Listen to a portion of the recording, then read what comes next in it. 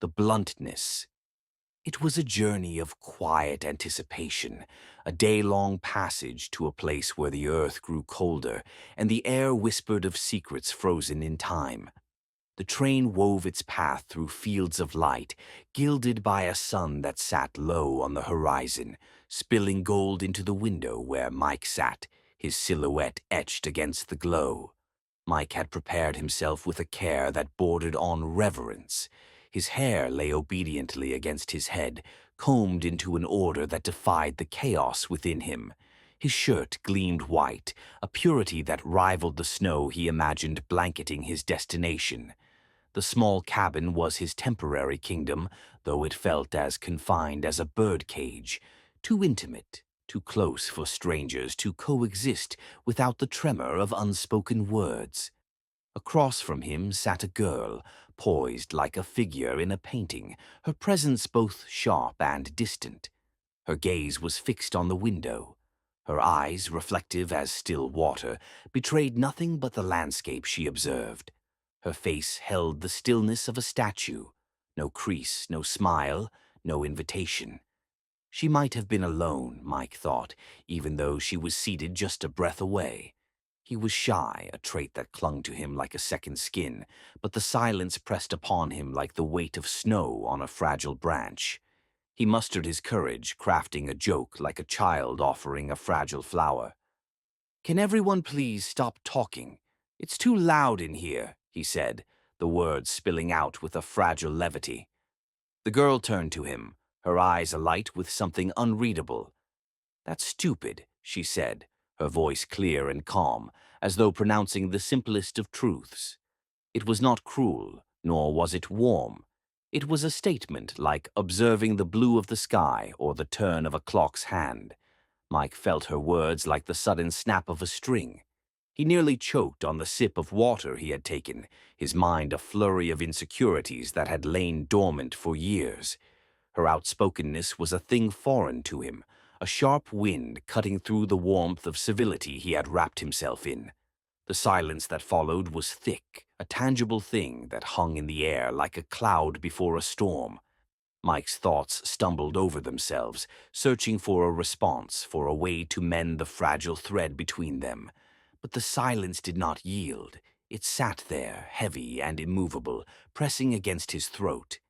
And so he stared out the window, his reflection meeting hers in the glass, wondering if the words to break the silence would ever come, or if, perhaps, the silence itself was a language he needed to learn.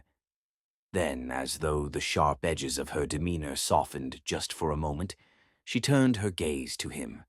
Her eyes held a glimmer, not of mockery, but of something gentler, something almost like compassion.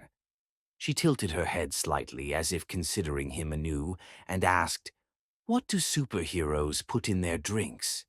The words hung in the air between them, unexpected and disarming. Mike blinked, caught off guard, then smiled, a tentative, almost bashful smile. It was as if the door to her world had cracked open just enough for him to step inside. In that instant he felt the strange alchemy of relief and embarrassment swirling within him. She had reached across the chasm of silence, and for the first time he felt involved in the strange, quiet journey they were sharing. Before he could respond, she pulled a small notebook from her bag. Her movements were deliberate, her pen gliding over the page with 36 an elegance that seemed practiced. She turned the paper toward him, revealing the word written in neat block letters. "Just ice."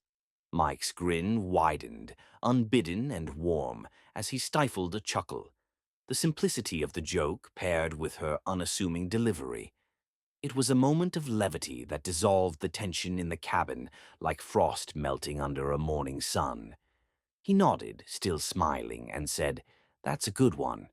His voice felt lighter now. Her lips curved into the faintest trace of a smile, subtle but unmistakably there. It was as though she had silently declared the start of their conversation, an unspoken agreement to let words replace the heavy silence. From there, the words began to flow, not hurried, but steady, like a river finding its path. She told him her name, though he noticed how she skipped over where she was headed.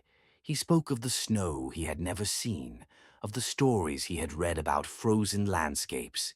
She listened, her gaze steady, and occasionally her lips would curve into that faint smile again, as if his words amused her in ways she did not fully reveal. She shared little, but what she did felt like pieces of a puzzle she had no urgency to complete. And so the train carried them forward, the sun casting long shadows across the fields. Their voices filled the cabin, mingling with the rhythm of the wheels on the track, and for a time it felt as though the cold destination ahead was not so distant, not so unknown. Finally, the question that had been circling in his mind found its way to his lips, tentative yet insistent. He leaned slightly forward, curiosity flickering in his eyes. "How come you can be so bluntness?" She turned to him, her face calm, her expression unguarded. There was no hesitation in her reply. "If something is stupid, you say it's stupid. If someone is being an asshole, you tell him he's being an asshole. If you really like someone and are having a great time, you tell her that you like her and are having a great time. It doesn't matter if this person is your friend, a stranger, or someone you met 5 minutes ago in the train." Her words were a declaration, not of arrogance but of clarity, a truth as stark and refreshing as the winter air they were hurtling toward. Mike watched her closely as she spoke, the cadence of her voice steady, her conviction unshakable. In her he saw something rare, a beautiful thing, unadulterated expression. It was honesty in its truest sense, raw and unvarnished. There was no fear of judgment, no carefully constructed facade. She spoke not to manipulate, not to charm, not to conceal, but simply because her heart had no barriers. It was communication without conditions, words with no strings attached, no ulterior motives. There was no performance, no desperate attempt to be liked. For a moment he simply sat there, absorbing her words. He could feel something shifting within him, a loosening of the insecurities that had gripped him before. It was as if her bluntness, her ability to exist so fully in her truth, had lit a small flame inside him, a reminder of a kind of freedom he had forgotten was possible. "I think I envy you a little," he admitted softly, his voice tinged with awe. She shrugged, her lips quirking in that faint, knowing smile. "You shouldn't. It's not as easy as it looks." Mike found himself lost in the labyrinth of his own thoughts, pondering whether this polished politeness they all wore daily like a uniform was, in fact, a barrier. Did their relentless civility, their carefully measured smiles, build walls instead of bridges? Was it this very varnish of pleasantries that made them insecure in each other's company, that dulled the edges of intimacy until it was barely recognizable?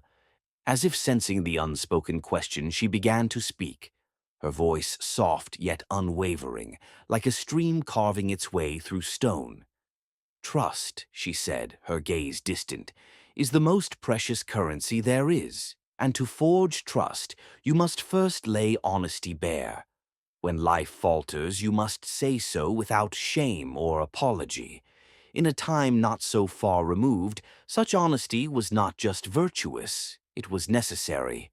One needed to know, without hesitation, who could be relied upon and who could not. There was no room for veiled truths or delicate lies." She paused, her silence deliberate, as though allowing the weight of her words to settle gently into the moment. Her eyes shifted, now focused on the fleeting scenery beyond the train window. "But the world changed," she continued, her tone tinged with melancholy. "There came an era where the need is not to trust, but to appearance. The air grew heavy with opportunity, and it became more advantageous to craft a version of yourself, however false, than to truly be yourself.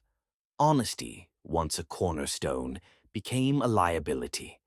She turned to face him then, her expression unreadable, her eyes reflecting a world of contradictions. "We learned that it was better to know many people shallowly than to know a few deeply.